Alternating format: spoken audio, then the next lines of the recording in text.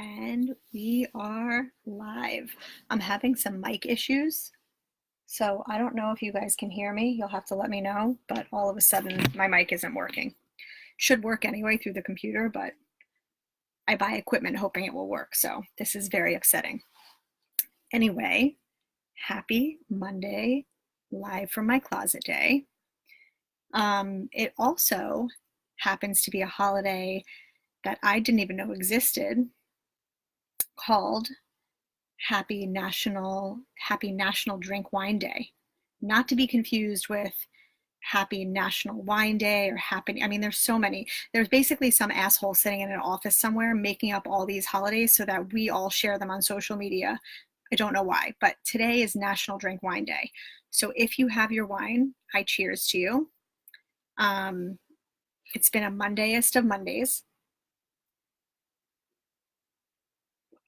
And right on the heels of me going live, I had an episode in my garage. My husband's watching, so he's probably laughing while he's putting the baby to bed. But I had an episode which involved exploding soda on a Monday, so it's totally appropriate. But basically, I walked into my garage before we got the baby ready for bed, and I saw a big wet spot on the floor, which is never a good sign. Like if you have a body of water anywhere in your house, especially a contained body of water, and you can't figure out where it came from, it's not a good situation. But Brett, that glass looks huge. It's not. It's a regular glass. You think it looks big? Maybe my hands are just small. I don't think it's big. Calm down, Brett. Don't make fun of my wine glass. I need it right now. Anyway, there was pink liquid on the garage floor. My genius husband figured out within 2 seconds that it was Diet Cherry 7-Up. There was one of those 12 packs sitting on the floor, which apparently had been dropped or leaked or whatever. So I went to very carefully pick it up and clean up. And when I tell you that I can't believe nobody was here to witness what happened, because there's no doubt, my husband laughed when I told him what happened. If he would have seen it, he probably would have had like a completely, like a laugh attack.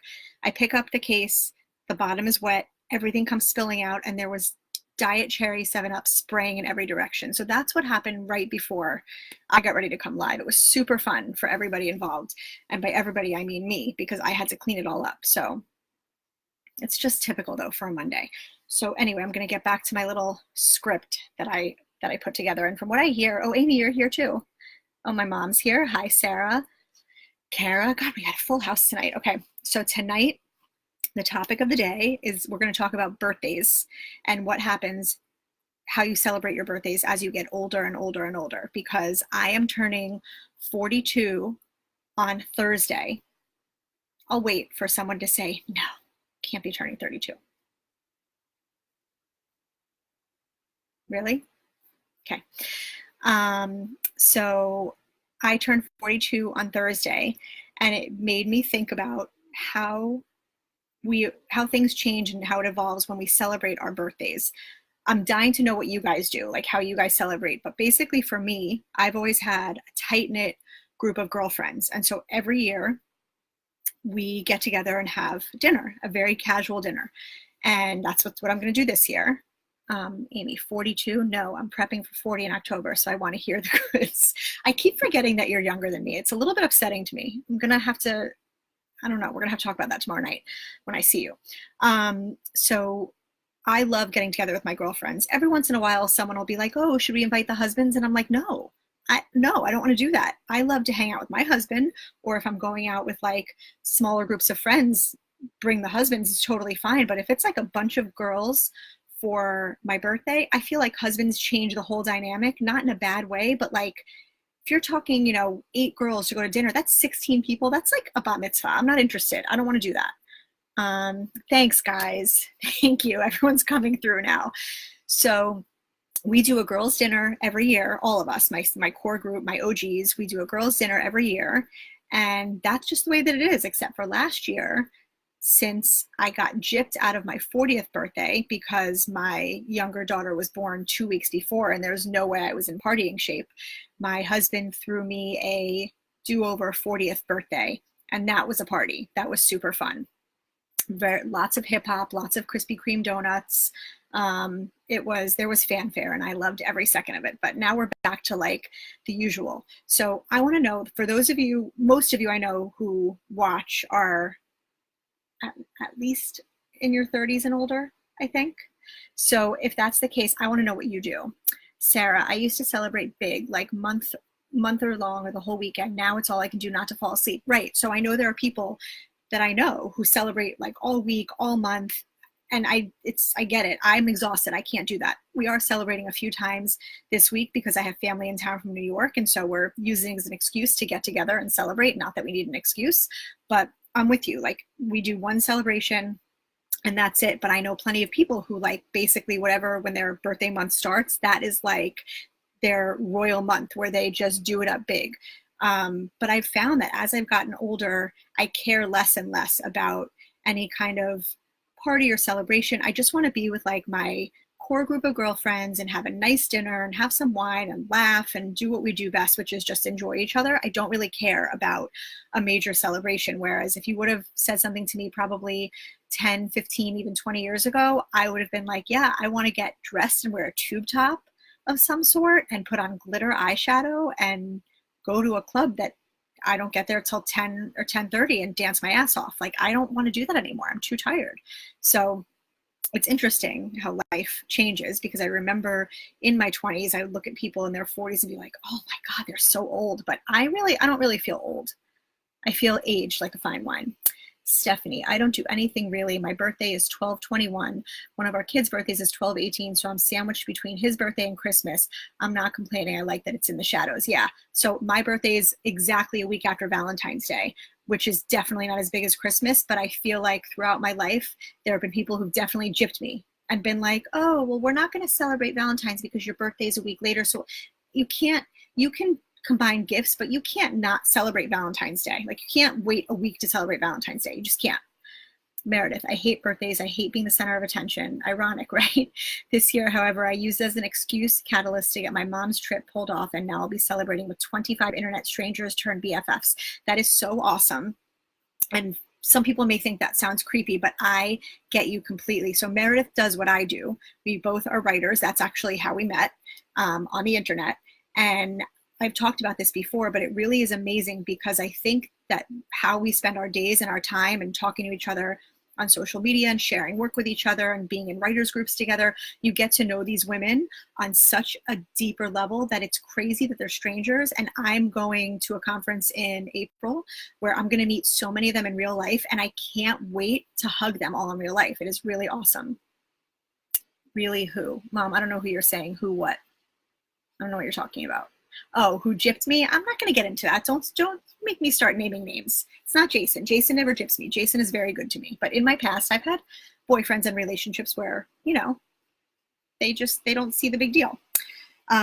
So that's basically, I'm ready to turn 42. I'm not one of those people who's like, oh my God, I can't believe I'm another year older. It's weird. Like, when I think about how much of an adult I am and all the adult things going on in my life, I feel like, where the hell did my youth go? But I'm very, very content and happy and comfortable where my life is and what age I'm at. And I'm not one of those people who freaks out about not wanting to celebrate, because I think it's awesome. Mom, chill. I'm not telling you. Just calm down. We'll have an offline conversation. Okay. So if you guys have any other traditions on your birthdays that you do, in your 30s and 40s, I want to know. I want to know, like, what you love to do. All right, let's move on. Oh, I want to talk about really quick. So gifts also, for birthday gifts. My girlfriends and I have always given each other gift cards or cash or chipped in for something we know the other person wants. And this is how low key we are with each other. Last year, I think it was last year. My best friend, Marnie, who usually handles any kind of collection or gifts for my group of girlfriends that have dinner, everyone just dropped the ball. We were all so lazy. And she was like, can I just Venmo you the money? Can I just Venmo your birthday money? And I was like, yeah, you can. It wasn't weird. Whereas probably like 10, 15 years ago, it would have been like, really? You can't stick a gift card in a card? Now I don't even care. I don't even care about the gift. I don't care. I just want to be with my friends. So that's how we roll in our 40s. We go to dinner. We come home. We're home before we even would have gone out back in the day. There's no glitter eyeshadow. There's no Malibu and pineapple. There's none of that anymore. It is a very civilized, refined birthday in your 40s. So if you haven't hit 40 yet, that's what you have to look forward to. And I'm going to tell you, you will not miss any of that. Unless you're like one of those people who has to hear the every day, then you might miss it. But I don't miss that. This is a good way to celebrate a birthday. All right. So let's get into our event sesh because I have a lot to say. I want to talk about Facebook or social media, but mostly Facebook moms groups. And you guys know what I'm talking about. There's like a million moms groups. They can be regional. They can be based on specific things with your kids, like allergies or I don't know, anything. There's Facebook moms groups basically based around any single thing you could possibly imagine.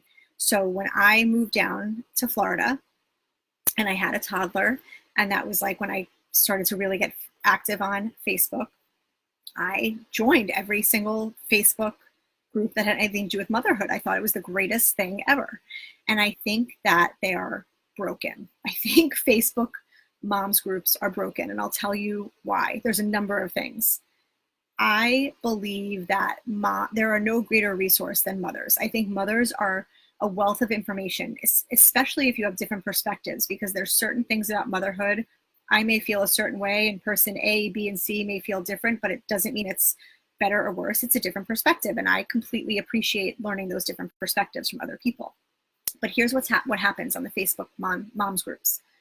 You have someone who will post a picture of their kid's rash, okay?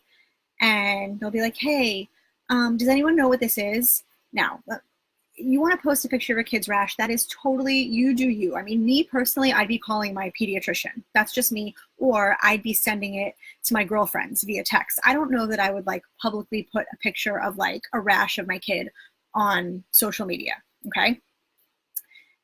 The thing that makes me crazy is that there's always those dominant alpha moms in the groups who have something to say about everything, but they say it with such conviction that if you're the kind of person who really puts faith and trust in people, you won't even question it. And so they'll give you all this information that sounds like it's based in reality or fact, and it may or may not be. And then you have people who are listening to it, and then you have people fighting with each other. And I don't know how it is. I'm really talking mostly about regionally. So Meredith, we don't have to fight, because your Facebook moms group where you live, I guarantee you, are very different from the ones where I live in South Florida. Very different. And I hate to make the blanket statement, because I know there are some out there that have value, and I'm in some that have value. But some of the bigger ones down here, I had to leave because I could not take the posts I was seeing anymore. And I couldn't take the way that people were commenting. And then if someone would comment with their opinion, someone else would come after them and fight. And I don't understand how these people have so much time on their hands to lash out in the comments against each other and like vilify someone when someone's just asking a simple question. I don't get it. And so I had to remove myself, because I was starting to get to the point where I was screenshotting them and sending it to my friends going, someone hold me back because I can't take it. And it wasn't a healthy social media relationship. So I had to exit a lot of those. I know a lot of people who are on, I think I'm looking, a lot of the names of people I see, I know are mostly South Florida based. So I'm not sure if this is something that exists everywhere. But I can't get behind people taking, and I think really it's a lot of medical advice. You shouldn't, I don't know, I can't believe this has to be said. It's one thing to ask opinions and perspectives, but you should not be taking medical advice from someone who is not in the medical profession. You can ask their opinion if they've experienced it, but like, I feel like there's so many people who are desperate for answers. They treat it as gospel, and it is so scary to me that it's scary to me. I'm dying because my friend Elise, that's in my group, is from South Florida, but she's the best ever. I don't doubt that you only hang out with the best people. Samantha, I had to leave every mom group I joined. It's out of control, and the pictures of rashes. Call a doctor. Yep. Or Samantha, I don't know if you witnessed this before you left. One of the things that really put me over the edge, Celeste, this happens in Nevada too. Okay, so it's not just us. One of the things that I could not even believe it was real life, someone took a picture of the contents of their kid's diaper and posted it asking something about it. I was like, is this fucking for real right now? I can't. That to me was like the straw that broke the camel's back, and I was out. I can't do it. And so I love, obviously my livelihood is on social media. I love social media. I ask people questions from my page all the time when I'm writing articles. I strongly believe in the value of it, but there's always like those few bad apples that ruin it, and it makes me insane. Meredith, we have a dozen real doctors and nurses in our group, so we lucked out and they're great with medical advice. Yeah, I'm sure we have those too. Those aren't my concern. My concern is the people who all of a sudden woke up and had an MD from Facebook and decided that they are equipped to give medical advice. I actually think it's awesome when there are doctors and nurses who give advice so freely, because some of them can really be assholes and say that, you know, they don't want to dole out information on social media and they'd rather just keep it professional. So I actually like when people are willing to throw someone a bone and give some answers. Those aren't the people I'm talking about. I'm talking, and maybe you don't have a lot of it there. Meredith, you might not have a lot of it. You're in a much smaller town. It's a little more contained. It's a little bit of a shit show here. Samantha, that blows my mind. I know, it's crazy.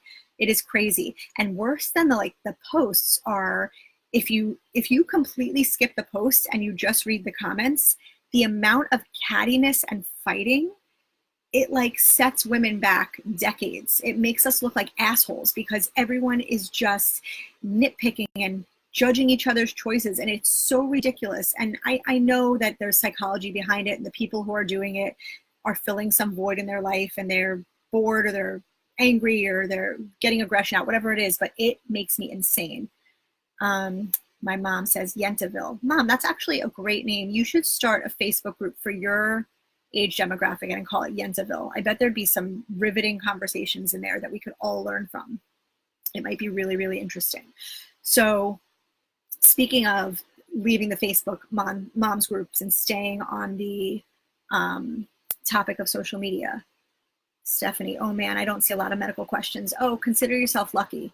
I feel like maybe a good 70-ish% of them are medical questions. Or the other thing that used to make me crazy, and I just had to leave, I don't think it's explained in a lot of groups that there are search bars. So what would end up happening is there would literally be the same question over and over and over.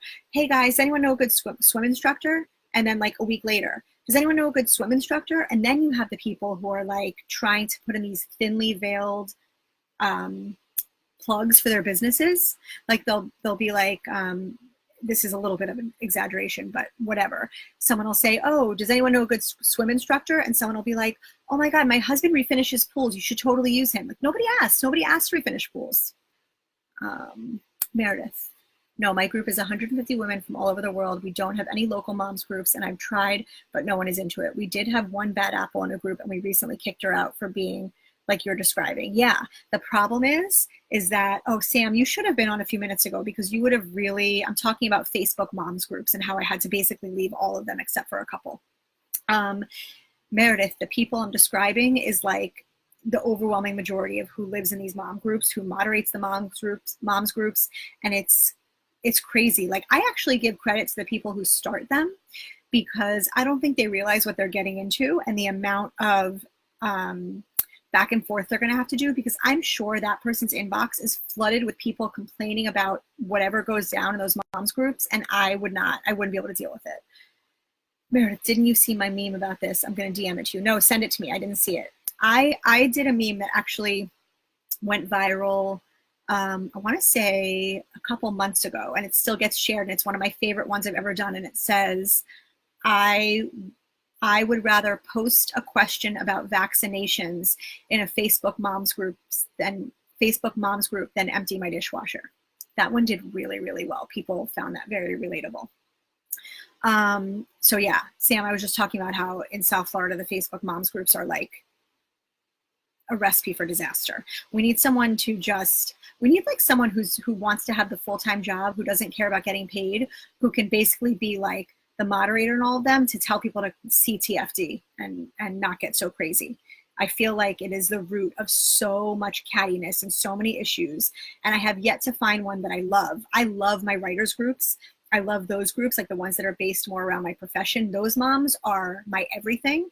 I have learned so much from them. We talk about our kids. We talk about a lot of the same stuff, but for some reason, there's not that level of just grossness. I don't know how else to describe it. I really don't, but it's very upsetting. And I can't, I had to remove myself from pretty much all of them except for like one or two. And the ones that I am in, I don't know if you guys do this. I'll see a question and I know I have an answer for it, but I purposely don't post because then you're going to get like a million dings and notifications. And I know you can turn it off, but it is so annoying to me that that's what keeps me also from posting. So if it's someone I know who posts a question, I immediately text them. I'm like, hey, I'm not responding to your Facebook post, but here's a number for someone that might be helpful to you. So if anyone has a way to fix the broken moms groups on Facebook situation, we're listening. I hope you guys are all drinking something delicious for National Drink Wine Day. Sam agrees, such a pain in the ass. Yes, major. Okay, I want to talk about, oh wait, really quick, I was going to tell you social media. So I don't know if you guys saw, but I think it was yesterday, the day before, I posted that I'm applying to be part of the Sephora squad. This is my job. Like, I'm trying to make a living. This is not just all fun and games. Like, I love it with every fiber of my body, but there's like a method to the madness. Someone apparently did not like someone on my Facebook page, Wine and CHEEZ. I posted, if anyone felt inclined, I would love a testimonial so I could make it to the finals or whatever it is. And she felt the need to say to me, oh dear, you're now down a follower, to let me know she was unfollowing me, all because I posted something that is helping my livelihood. So cheers, Kim. So I don't understand why on social media people feel the need to announce that they're leaving before they unfollow you. Just go. If you don't like what I'm posting, that's totally fine. No hard feelings, but you don't need to like let me know you're leaving. I don't need to know. Just go. If you don't like me, I realize I'm not everyone's cup of tea. You may not find a lot of the stuff that I'm writing relatable, and that is totally okay.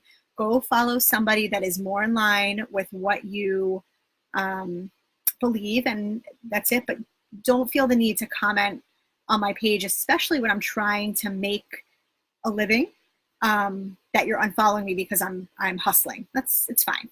Just go. My mom's drinking seltzer. You're not drinking the diet. I got my mom addicted to diet A&W root beer. My mom wants to know who. You don't know her. I don't know her. It's a stranger, some woman. She just said, you're down a follower. And I said, bye. So that's how that worked out. Yes, it sucks if people unfollow me because it's a little bit, I want people to be engaged, but if you're not engaged, you're not my people, and that's totally fine. Go find your people. All right, I want to talk about two things in my whole what I'm loving situation. I am one of those people who, when you see the ads pop up for like an Amazon Lightning deal or a Pop Sugar story that's like a must-have, if you're wondering who buys the stuff, I'm the person who buys the stuff. So my husband and I have an ongoing debate about washing dishes. He prefers the sponge on the stick thing, like the little sponge with the soap in the vessel. And I like an old-fashioned sponge. I think they're both gross. I think sponges are disgusting. But I like the old-fashioned one because I feel like you can really get into the nooks and crannies and clean stuff. I feel like that little sponge on a stick, you can only like manipulate it so much. I do not believe it cleans as well. We have an ongoing debate. We vehemently disagree about it. Feel free to chime in and let me know. But I don't know if you guys saw this. There was no doubt a sponsored story. I know it wasn't like real journalism. It was someone that paid for placement, and that's okay. I bought these on Amazon. They are multifunctional silicone gloves. And it says they're for washing dishes. They're heat resistant, which means I can use them for oven stuff, cleaning kitchens, pet hair care. That won't be happening. I don't touch the dogs or clean them. Washing the car, that won't happen either. That's what car washes are for. And bathroom bathing. I'm not going to use gloves in the bath that I use my food. So these are basically going to be just for my kitchen. Hi, Sherry. So I'll let you know. I literally just got them, but I'm super excited because these bad boys apparently are supposed to be used instead of a sponge, and they have little silicone grooves so you can wash all your dishes. And I'm very much looking forward to this development. I feel like this could be a really good compromise. I don't know if my husband's ever going to put these on. He probably thinks I'm crazy. Sam, why are you laughing at me? You don't think these are genius? I'm really excited about trying them. I'll report back. I will give you guys a very honest, I'm not being paid for this. These were not sent to me. I ordered these on my own with my own dollars because I thought it would be a really good, Sam, please record it. I will. You know what? I will do it maybe on my next episode of Cooking with Rach. I'll record it. I'm not scared. If I don't like it, I don't like it. But I feel like this could be what I've been missing in my life because I don't have to touch a gross sponge. Everything here, this is what I need. I pour the soap in, I scrub a dub, and I call it a day. I mean, that sounds like heaven to me. I'm going to use them a lot, Sam, okay? Let me just get through once, and then we can have this conversation. But they're actually really good quality. They feel really heavy. And I'm going to let you know. I'm going to keep you posted. So that's my what I'm loving that I haven't tried yet, but I'm really excited about it. I'll let you guys know. Here's the other thing I want to talk about. In the Sephora thing that I posted, I mentioned how the reason why I thought I'd be a good fit. Nancy, how much were they? I think they'll work great. I think so too. I don't remember exactly. I want to say they were like $14 or $15. They were less than 20 bucks, I think. I think they were less than 20 bucks. They were not expensive. And I feel like the money I will save on buying boxes of sponges from Costco it's totally negligible. So I'm into it. But I'll let you know, Nancy. Stay tuned. Hold on, I'm missing so many comments. Sam, try washing your hair with them. Are you being serious or are you messing with me? Sam, it'll feel good. I would get a separate pair. Do you think I would ever use the same sponge for dishes to wash food off dishes that I use in my hair? Stephanie, you are too funny. I use a plastic scrubber thing. I don't like a regular sponge. They get so gross so fast. They really do. They get disgusting. And Lord knows that with children and animals and husbands, we wash a lot of dishes. I don't even let the dog's dishes go in the same sink. We have 2 sinks because the people who owned our house before us made it into a kosher kitchen. So they had to have like all kinds of separate stuff. So we got very lucky because there's 2 sinks. And I literally call one of them a dog sink because I don't want dogs' dishes with their gross food in my bowl with my angel children's dishes and food. So if I like these, there's going to have to be separate pairs for different things because I will not mix. Sam, Chad wants to know if you can brush your teeth with them. Tell Chad to pipe down, okay? Nancy, oh wow, okay, I'll be trying them out. Yes, they were on Amazon. I will, if you wait, as soon as I'm done, I will find the link that I ordered and I'll put it in the comments if you're interested in checking them out. But I'm excited to try them. All right, here's the other thing I want to talk about. So getting back to the Sephora thing, the reason I applied for it is because I think that I am not good at makeup. Like I can do a very basic face. I don't have time. I'm not like my friend Sherry, who's on now, is like a makeup genius wizard. She can highlight, she can do all the things that like you see the Kardashians doing. I can't do it. I just can't. I try to do a smoky eye and I look like a raccoon who like just got out of a mental institution. I can't do it. So I thought I would bring a unique perspective for the people in my age demographic who still want to look put together and cute, but really have no interest in learning how to do all the latest trends. We just want to be like put together and not look like we're just rolling out of bed. That being said, I have my same routine whenever I get dressed in the morning, unless I'm going to like an event or I'm on camera somewhere, whatever it is, and I have to wear real makeup, which involves foundation, which I have to mentally prep myself for because I just don't enjoy it. I have three products, and this is my face every morning. Okay, pay attention, moms. This is good stuff. Here's what you need. You need a concealer, a tinted moisturizer. I'm going to show you what I use. Not a tinted moisturizer. This is a beauty balm, but it's probably the same thing. I don't know. There's people on here. Sam and Sherry, you guys can answer these questions. I don't know. I'm super into facial oils now because I have really, really dry skin, and I've noticed that sometimes moisturizer by itself does not cut it. So here's what I do. These are my 4 things every morning. This is it. 4 things, okay? First, I take a couple of drops of this. This is what I'm using now. And this changes all the time because honestly, I buy what I find in like Marshalls or TJ Maxx. This came from Saks Off Fifth for $9.99. It was originally $25. It's $9.99. So I'm using this right now, which is lovely. So I and you don't need a lot of it. I put a couple of drops in my hand and then I mix it with, get ready for this, okay? And this changes too. I changed my moisturizer too because I haven't found one that I'm in love with. This is Trader Joe's moisturizer. I put a tiny bit of that and wait, hold on. I'm already messing it up. Stop, freeze. Okay, back up and rewind. Put the couple drops of facial oil and put it on your face. And then if you use any under eye cream, you can do that too, but you really don't need to. Then this is where the magic happens. I put a tiny bit of this, like a pea-sized amount. And this I have been using for probably like 5 years. It is my favorite. It's called Dr. Jart Beauty Balm. And it has SPF in it. And I put the tiniest amount, like less than a pea. And I mix it with the moisturizer. And I put it all over my face. And it gives me like that automatic, unique, what am I talking about? Automatic, even coverage. So it's not foundation, but it just kind of smooths everything out. It makes me look a little bit more presentable. And then the concealer goes on next. And this is what I'm using that I really like also. It's by Bobbi Brown. And it's Instant Full Cover Concealer. I have a major issue with concealer because I put it on, it dries so fast, and then my under eyes get so dry that it looks like my skin is gonna crack. Like, what's that movie with Goldie Hawn and where they're all dead and they keep going to this guy who does the airbrush makeup and their skin is like cracking? That's what I look like if I use the wrong concealer. Better Off Dead? No. Dead Again? Dead Again. I think that's the name of it. So that is all I do in the morning. That's it. I do the facial oil and then I mix these two things and I put concealer. That is how I go out the door. And I feel like it's enough where I don't look crazy. If you really want to kick it up a notch, then you throw some mascara on if you want to get crazy. And then you look like you actually have makeup on. I think mascara is the thing that completely changes your face no matter what you do. You can like have nothing on. Death becomes her. Thank you, Sam. I knew someone would know. And I'm actually not surprised it's you. Thank you. Death becomes her. That's what I look like. If I use a concealer that doesn't work for me, everything starts to crack and I look like I'm 80. It's not a good situation. If you put mascara on, it changes your entire face. You actually look like you have some sense of what you're doing. And so if I really want to kick it up a notch after the carpool line, I throw some mascara on with that 2.5 step little beauty regimen.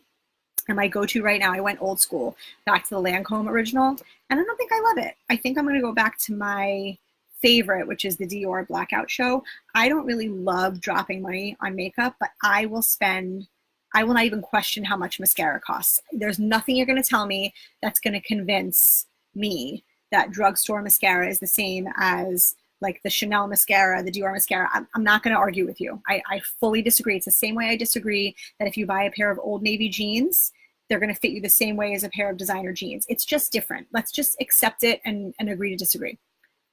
Sam, curl those lashes. Hi, Mia. Sam, I can't curl my lashes. When I curl my lashes, this part of my eye gets black dots. So if you have a way to fix that, then tell me. Thrive Cosmetics mascara. Okay, is that what Cara, that's not what Cara sells, is it? I'll check it out. I love Dior Blackout and I love the Chanel. I forgot which one it is, but I will drop money on mascara because I think that department store makeup mascara is like, it's just better. It is. I hate to sound like that person, but it's better. All right, so I showed you my face. You're welcome. Oh, I thought she was selling Thrive something. I showed you my face. We talked about Facebook moms groups and we talked about birthdays as we're getting older. And next time I see you guys, Sam, it's not an MLM. Okay, then I'm in. Just kidding. You know I love you. Next time I see you guys, I will be 42 years old. Meredith, haven't 18,738 people tried to sell you RNF Lash Boost? So I'm going to tell you a little story about RNF. When I first started as a blogger and I was making no money and I felt bad because I quit a job with a really nice paycheck and I felt guilty. I was like, I need to do something to bring in some income. And I had a bunch of friends who were doing RNF. This was like 6 years ago. So I said, you know what, I'm just going to do it. So I sold RNF for about 5 minutes. I actually love their products. Love like which one is the age, the blue one, which is like the age defying one, is magic because there's retinol. And like, I get that everyone's into the natural beauty movement. I get it. I like chemicals in my face to make me look younger. I'm not even going to fake the funk. But I sold it for like 5 minutes and I couldn't do it because I could not do the hustle. I couldn't do that kind of hustle. But yes, ever since I stopped selling it, the only thing I get messages about buying constantly from strangers is Beauty Counter, those wraps. I get those wrap things all the time, and anything else. Basically, when I see a direct message that says, hey, let's talk about your health and wellness journey, I immediately delete it. Oh, that's for energy. Okay. Jessica, prime, wait to dry, then curl, then black mascara. I'm on Latisse and anal about my lashes. Wait. Okay, prime. Oh, so put on the primer, let it dry, then curl it, and then put the black mascara on. But how do you then keep it? Every time no matter what I do, every time I curl them, I get the black dots because I have kind of long lashes and they touch the top of my brow. And then the other thing that happens is that if I'm wearing sunglasses, they like butt up against my sunglasses, and it's really annoying. Mia, I'm getting ready to splurge on Dior Show mascara again. Isn't it the best? I keep switching to try other things. I don't know why, because I have never found anything better. Dior Show is my favorite. Lori, I just saw this. Are you still live? I am, Lori. I'm still live in the closet. I am because this is my only, this is the only spot in my house. I have like a big open floor plan. This is literally the only spot in my house where I can be behind a closed door, where you can't hear dogs bark, where you can't hear babies crying. It is my one piece of solitude, and it's not even that great. It's just the only place where I can be. Nobody can fit in here with me. So I get to be alone in here. So that's why I come in here. So nobody can, I mean, everybody knows where I am. I say nobody can find me, but that's why I come in here. So I can talk to you guys and drink my wine, talk about the crazy moms on Facebook, talk about how I put my face on in the morning, and all the other stuff that we bitch about. All right. This is my last live from a closet as I'm 41. Lori, I'm super annoyed at how clean your closet is. It's not, though. It's really not. I'm really good at shoving things under spaces where you can't see. Like the racks are clean, but it's really not. I promise you. And there's all these, like, I have all these bags that are shoved in so you can't see them. I mean, it's semi-clean.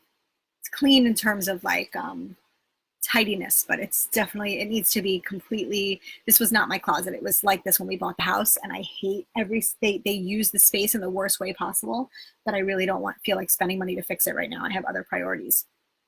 So I'm just dealing with it. And my poor husband has like a linen closet because we can't share a closet, because as you can see, I'm totally at capacity, and he is kind enough to let that be the situation. All right, you guys, I'm out. Like I said, this is my last Monday from the closet as a 41-year-old. Next time you see me, I will fully be 42, which is crazy. But that's what happens. We get older every year. We can't prevent it, no matter how much we try. I hope you guys all have a great rest of the week. I know that a lot of us have had a rough Monday, as most Mondays are. So I hope that everybody's week gets better. Thank you guys again so much for always being so supportive and for joining me on Monday. I love this time with you, and I will speak to you all next week. Bye.